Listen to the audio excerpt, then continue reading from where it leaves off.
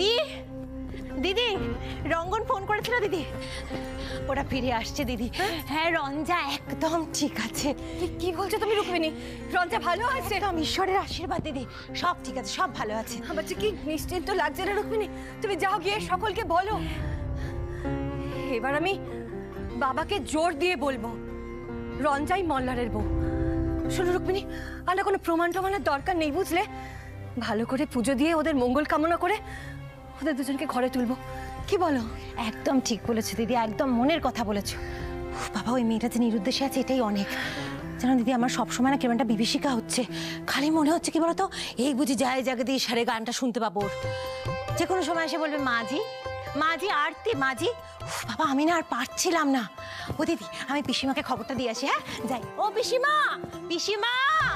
ঠাকুর ঠাকুর এবার অন্তত এ বাড়িতে একটু শান্তি আসুক ঠাকুর। বাবা বাবা বাবা শুনছেন?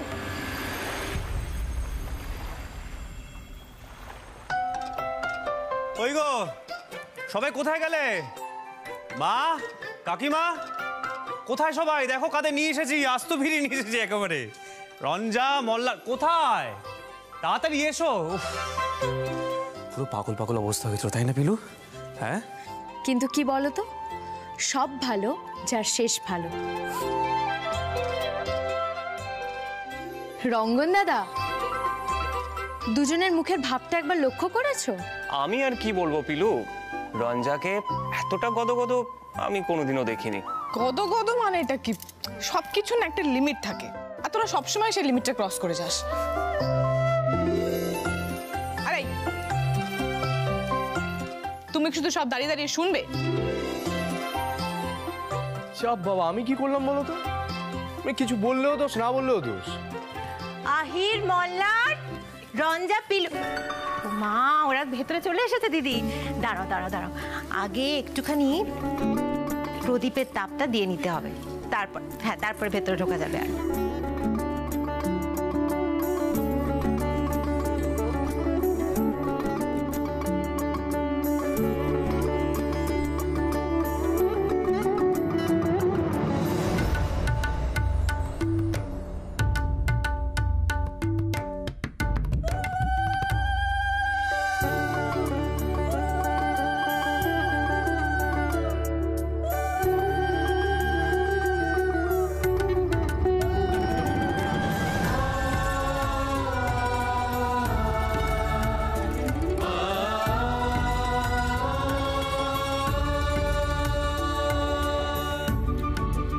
ঈশ্বরের আশীর্বাদে আর যেন কোনো বিপত্তি তোমাদের জীবনে না ঘটে কোনো দিন।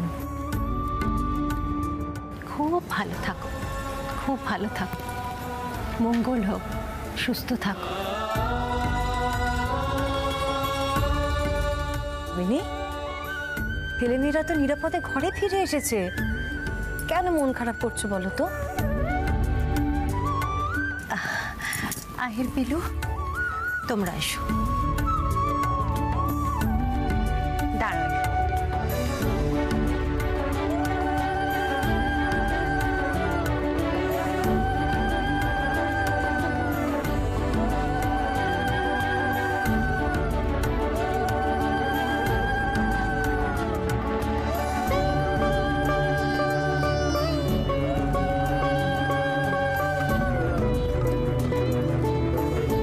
ভগবানের অশেষ দয়া, মল্লার এই বিপদের সময় তোমাদের পাশে পেয়েছে।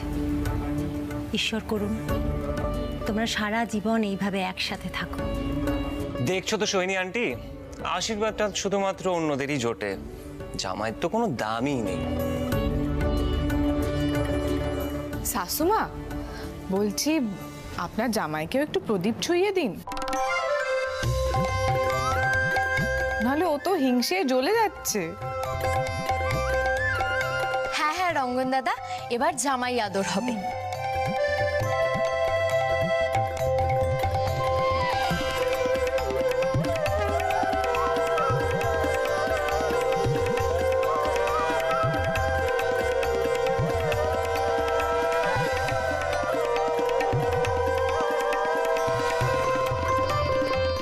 জিপি হও বাবা। আচ্ছা আচ্ছা, আগে সকলে একটু বসো, আমি শরবত নিয়ে আসছি, এসে সবকিছু শুনবো, বুঝলে? বস রুক্মিণী, এসো না, চল।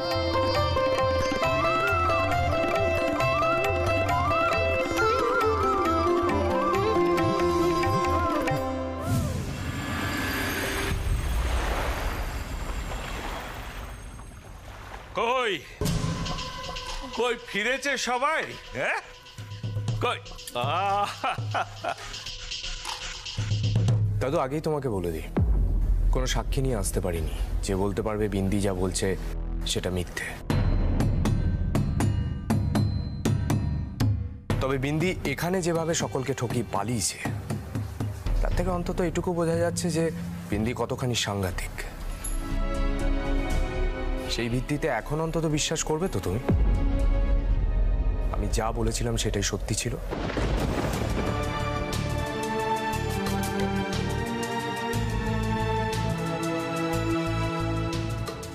মল্লার, পণ্ডিতজি তো সেভাবে কিছু জানতে চাননি এখনো। তুমি একটু শান্ত হয়ে বসো না, বসো এখানে। পণ্ডিতজি আপনিও বসুন না, আপনি একটু বসুন, তারপরে আমরা বিন্দির ব্যাপারে যা যা জানতে পেরেছি একে একে বলছি।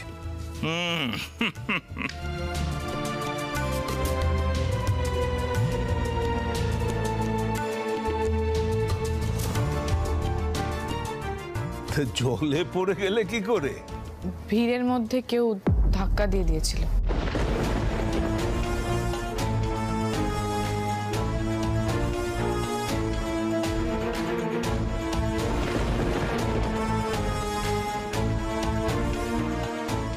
জয় মা, জয় মা। ওই ভয়ঙ্করই এই কাণ্ডটা ঘটাবে বলে এখান থেকে পালিয়ে গেছিল গো দাদা। দাদা গো, ও মেয়ে সত্যিই সাংঘাতিক। ব্রতর কথা বলে পুতুল বসিয়ে পালালো।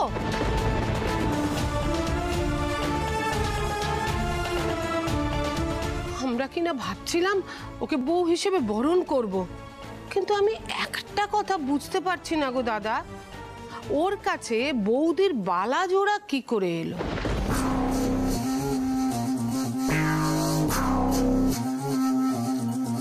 আর ওই ছবিটাই বা কি করে এলো?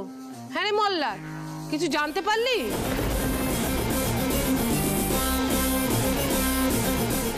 এই জানাটা খুব জরুরি ছিল। ওই মেয়ে যে কি কি রটাবে সে ভগবান জানে। আজকাল তো শুনি এই ধরনের মেয়েরা অনেক কারবারও করে। চাপ দিয়ে হয়তো টাকা চাইবে।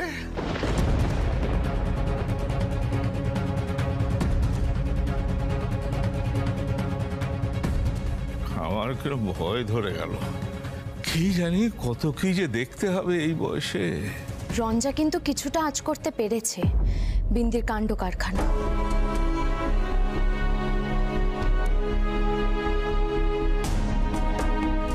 রঞ্জা, তোমার কি মনে হচ্ছে ছবিটার বিষয়ে বলো দাদুকে। আর বালা নিয়ে আমার অনেক দিন ধরেই একটা অনুমান রয়েছে। তার জন্য আমাকে আগে বিন্দির দেখানো বিয়ের ছবিটা আনতে হবে। এক মিনিট।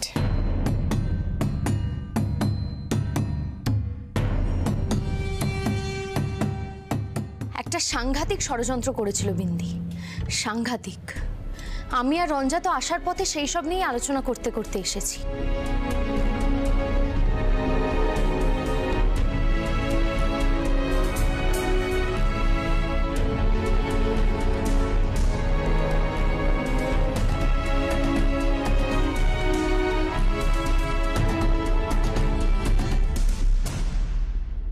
পণ্ডিতজি, এই ছবিটা দেখুন।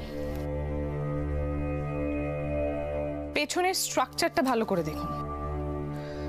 মলার, তোমার ফোনটা দাও।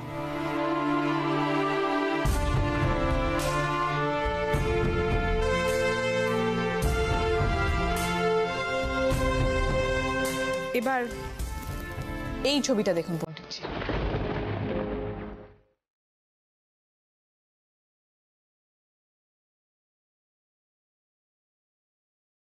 এবার ভালো করে দেখুন তো পণ্ডিতজি, দুটো ছবির পেছনের স্ট্রাকচার একই কিনা।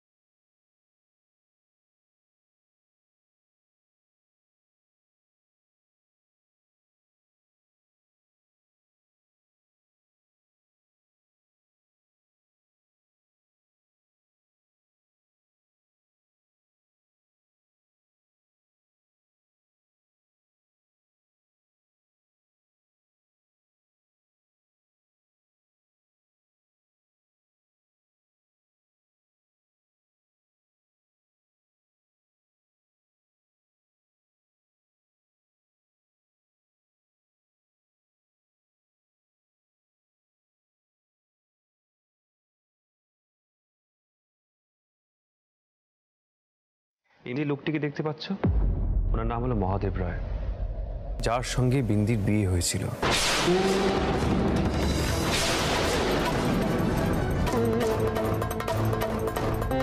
তবে রঞ্জাকে অনেক সত্যি কথা বলেছিল এই মহাদেব রায়। তারপর থেকে জানি না কেন গায়েব হয়ে গেছে, মানে খোঁজার চেষ্টা করেছিলাম, পাইনি আর।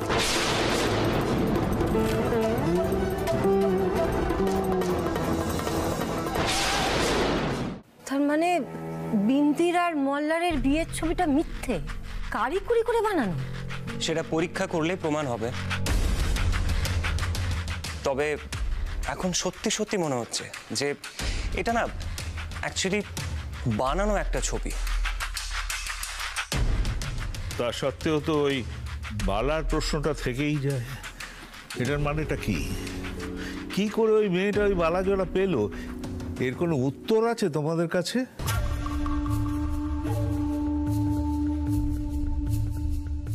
আমি তো ওই বালা জোড়ার জন্যই ওই মেয়েকে এতটা বিশ্বাস করলাম। দিদি, বালাজোড়াটা কিন্তু শাশুড়ি মায়েরই, ওটা তো নকল নয়।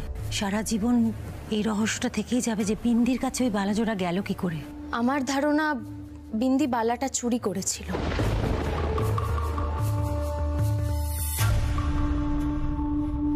কিন্তু কিভাবে? বালাজোড়া তো বৌদির ঘরে একটা বাক্সতে থাকতো, সেটা কিভাবে চুরি করলো? আচ্ছা পিসি ঠাম্মা, আপনাদের মির্জাপুরের বাড়িতে বিন্দিরা এসে কোথায় বসতো? তোমাদের ঠাকুরমার ঘরেই বসতো। তাহলে সেই সময়ও চুরিটা করেছে।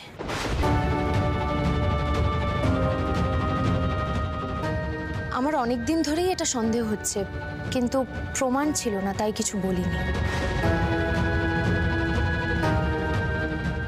তাই তো, এতদিন ধরে এই সহজ কথাটা আমার মাথায় আসেনি। একবার যদি বলতে এত ঝামেলাই হতো না। না মল্লার দা, তখন আমার কথা কেউ মানতো না। এই দুর্ভোগটা হওয়ারই ছিল।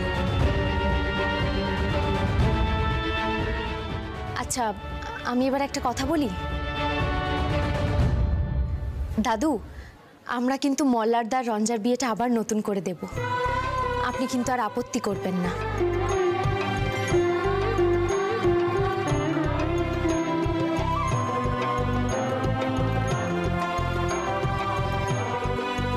যা মনে আসে তোমরা এবার করো, কিন্তু আমার একটা ক্ষোভ থেকে যাচ্ছে যে আমি মানুষ চিনতে এত বড় ভুল করলাম। এতটা ভুল। রঞ্জা চলো, ঘরে চলো। মা, রঞ্জার একটু বিশ্রামের দরকার। হ্যাঁ রঞ্জা, তুমি ঘরে যাও, তোমার বিশ্রামের দরকার আছে। শেষ পর্যন্ত যে সবকিছু ঠিক হয়েছে, এটা ঈশ্বরের আশীর্বাদ। জয় মা, জয় মা।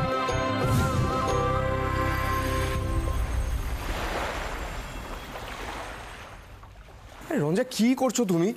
ডক্টর তোমাকে রেস্ট নিতে বলেছে, কেন পরিশ্রম করছো বলো? তুমি কি ঠিক করেছো? আমাকে পাগল করে দেবে? আরে বাবা, সুটকেস থেকে জিনিসপত্রগুলো নামাতে হবে না? আশ্চর্য।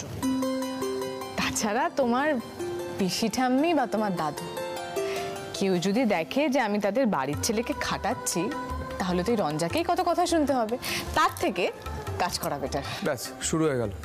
তুমি এখনো এসব কথা শোনাবে আমাকে? শোনো, মল্লার না এখন তোমার জন্য দাদু পিসি ঠামির সাথে ঝগড়া করে বসতে পারে, এটা তুমি খুব ভালো করে জানো। আচ্ছা, আর তাতেও তো সুরমণ্ডলের মেয়েরই বদনাম হবে।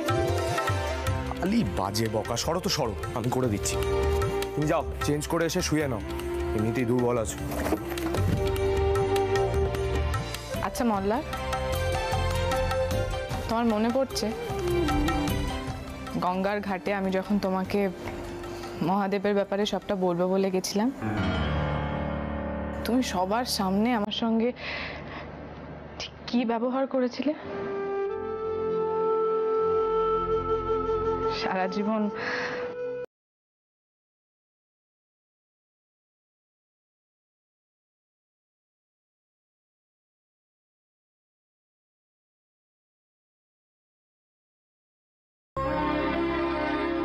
কি করবো, তোমায় খুঁজে পাচ্ছিলাম না, পাগল হয়ে গেছিলাম। তখন তো বুঝতে পারিনি আমার কথায় রাগ করে তুমি একেবারে চলে যাবার জোগাড় করবে। তা সে সবই তোমার বিন্দির কৃপায়। তবে আমি নিশ্চিত জানো তো যে ও এখান থেকে পালিয়ে বেনারসেই গেছে আমাকে মারবে বলে, ঠিক কি না বলো? সেটা আমি কি করে জানবো? আমারও অনুমান সেরকমই। তুমি আবার এটা বলে বসো না বিন্দি কি ভাবছে না ভাবছে সেটা আমার জানার কথা, কারণ সেই জায়গাটা আমি ওকে দিয়েছিলাম।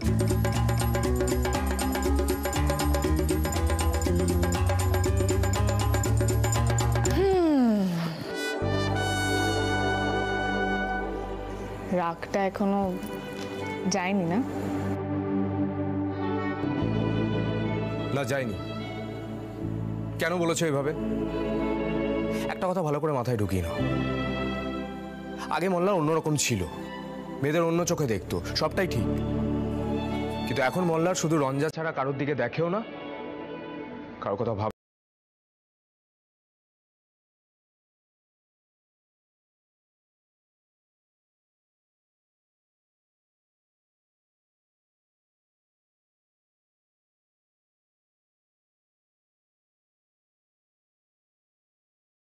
পাল্টে গেছে। একবারই বললাম কথাটা, দ্বিতীয়বার যেন তোমার মুখ থেকে আমার বিষয়ে উল্টোপাল্টা মন্তব্য না আসে।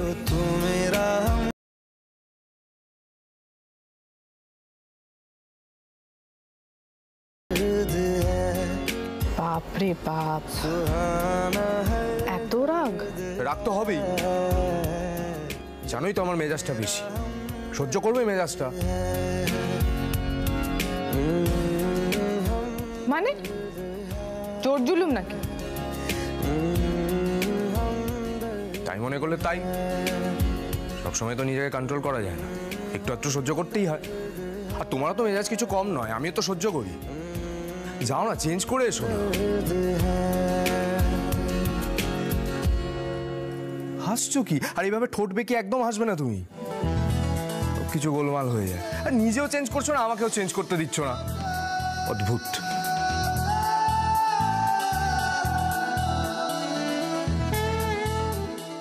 এত ভালো লাগছে কেন শয়তানটাকে? আগে তো মনে হতো গলা টিপে মেরে ফেলি, কি যে হয় না আমার।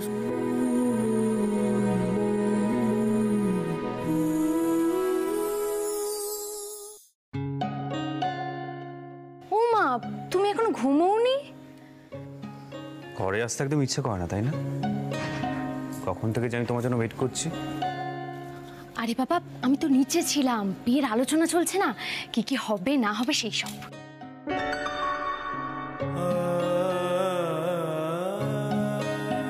তখন থেকে যে আমি তোমায় মিস করছি, সেবেলা পিলু মাথাটা ধরেছে তো। বুঝে গেছি, মাথা টিপে দিতে হবে। সেটা তো আগে বললেই হতো। এসো, আমি মাথা টিপে দিচ্ছি, চলো। Thank you. মানে এই মনের কথাটা না ঠিক বলে উঠতে পারছিলাম না। এসো এসো এসো এসো এসো এসো।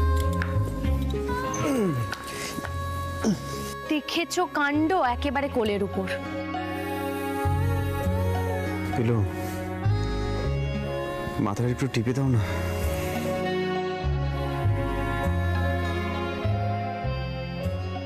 আচ্ছা পেলো, আমি তো তোমাকে সেভাবে বিয়েটা করিনি। না মানে সেই মুহূর্তে আমারও মনে হয়েছিল যে বিয়েটা জোর করে ঠকিয়ে করেছো। নিশ্চয়ই তোমার মনে খুব কষ্ট হয়েছিল।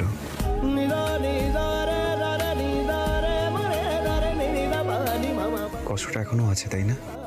না না, তারপর থেকে তুমি আমার জন্য এত কিছু করেছো যে আমার সব কষ্ট চলে গেছে। সরি পিলু, সব কিছুর জন্য ভেরি সরি। পিলু, তুমি আমার জীবনে আসার পর থেকে সবকিছু পাল্টে গেছে। আমি হাসতে শিখেছি, সবকিছু পজিটিভলি ভাবতে শিখেছি। সত্যি পিলু, আমি এখন তোমাকে ছাড়া জীবনে কিচ্ছু ভাবতে পারি না। থাকবে তো?